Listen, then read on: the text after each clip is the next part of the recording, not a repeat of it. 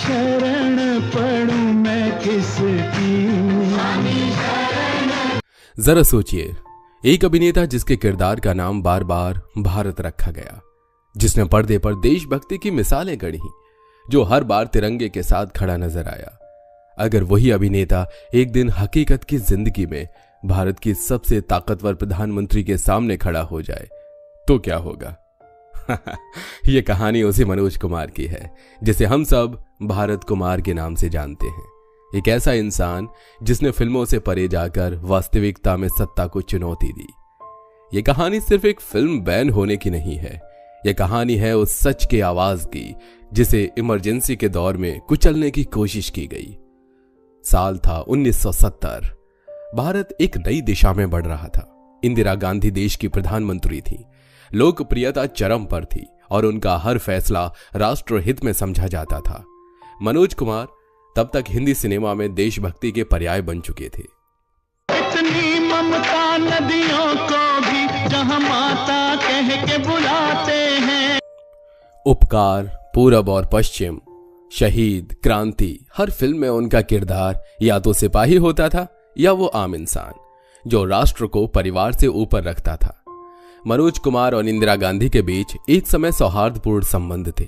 दोनों का लक्ष्य एक था, देश हित। मनोज की फिल्मों को सरकार भी सराहती थी, यहां तक कि कई बार उन्हें सरकारी आयोजनों में आमंत्रित किया जाता था। लेकिन जल्द ही यह रिश्ता टकराव में बदलने वाला था। 25 जून 1975, एक ऐसा दिन जब पूरा देश अचानक चुप हो गया। इंदिरा गांधी ने देश में आपातकाल यानी इमरजेंसी की घोषणा की।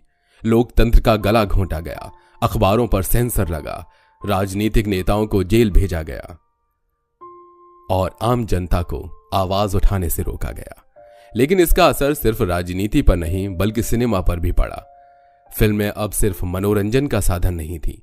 सरकार को डर था कि फिल्में जनता को भड़का सकती हैं।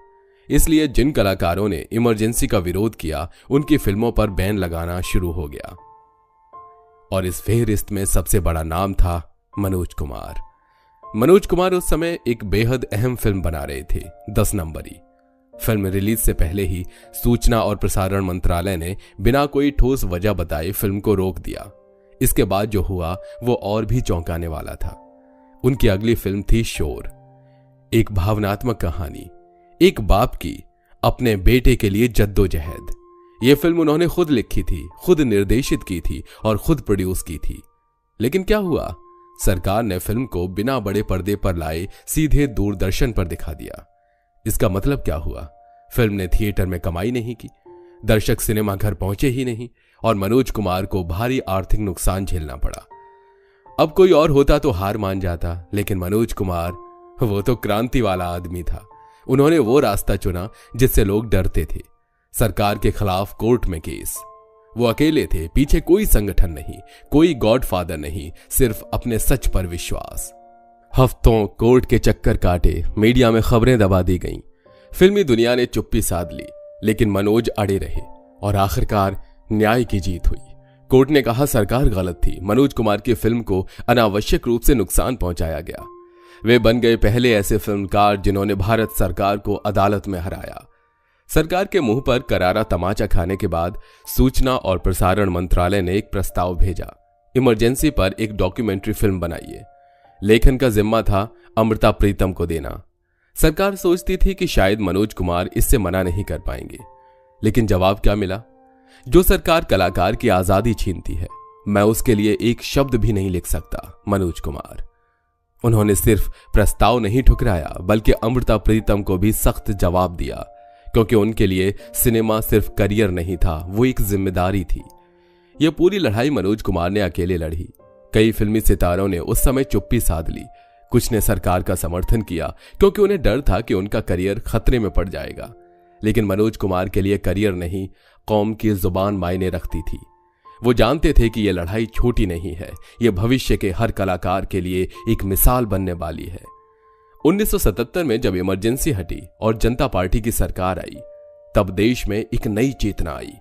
मनोज कुमार को फिर से सराहा गया, उनकी फिल्में फिर से दिखाई जाने लगीं, लेकिन उन्होंने मीडिया में कभी कोई बयानबाजी नहीं की। प्यार वफा सब बातें हैं बातों का। कभी ये नहीं कहा मैंने सरकार को आपको कुछ याद है? हराया, क्योंकि उनके लिए सम्मान और सिद्धांत किसी प्रचार से कहीं ऊंचे थे। मनोज कुमार अब हमारे बीच नहीं है। 4 अप्रैल 2025 तड़के सुबह 3:30 बजे मुंबई के कोकिलाबेन अस्पताल में उन्होंने अपनी अंतिम सांस ली। लेकिन क्या वो चले गए? नहीं, वो आज भी जिंदा है। वो आज भी जिंदा है हर उस युवा के अंदर जो अपने विचारों पर डटा है, हर उस कलाकार के भीतर जो सच बोलने से नहीं डरता, हर उस भारतीय के अंदर जो भारत को सिर्फ जुबान से नहीं दिल से जीता है। ये कहानी सिर्फ मनोज कुमार की नहीं है, ये उस दौर की है जब कलम बंद थी मगर कैमरा बोल रहा था, जब संसद में चुप्पी थी तो एक अभिनेता ने मंच से आवाज उठाई, जब सब खामोश थे तो एक भारत कुमार सिर्फ पर्दे पर नहीं हकीकत में भी भारत बन गया। अगर इस कहानी ने आपको भीतर तक छू लिया हो तो इसे एक श्रद्धांजलि की तरह शेयर कीजिए। कमेंट में लिखिए सलाम भारत कुमार और सोचिए, क्या आज के दौर में कोई कलाकार ऐसा साहस दिखा सकता है?